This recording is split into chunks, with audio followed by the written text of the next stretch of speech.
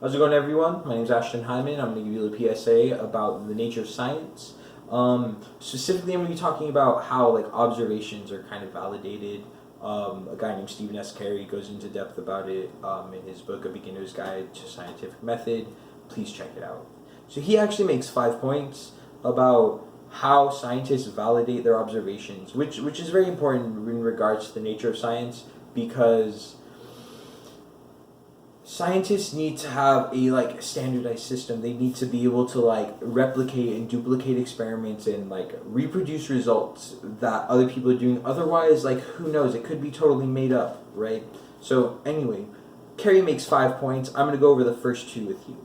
First one is, do we have a clear sense of what the relevant phenomena are?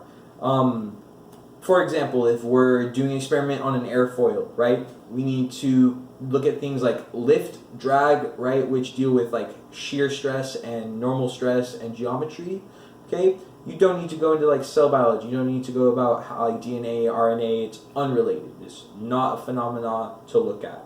So basically is saying stay in your lane. Okay. Second one, have we found a way to ensure we have not overlooked anything in the process of making our observations, right? Now, overlooking things can be so easy to do.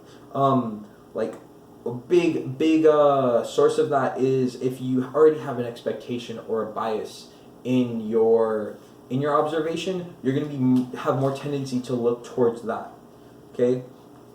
Also, this is important because let's say you are trying to recreate someone's experiment and you do overlook something and you go out and you say, oh no, look at this guy, he's wrong, he's giving false info, but when in fact it's you who's overlooked something, you know? It can be a very weird situation, very awkward situation, especially if you're trying to call someone out in the name of good science and you're ending up being the one doing bad science.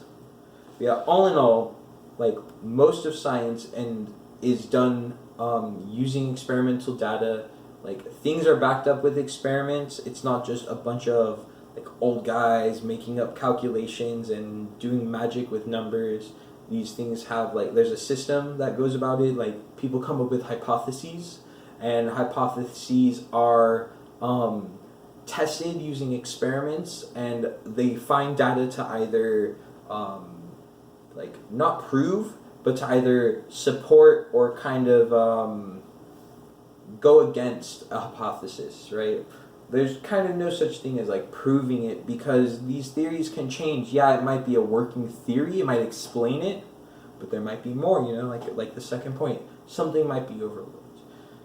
Anyway, thank you for listening. This has been a PSA by Ashton Hyman. Peace out.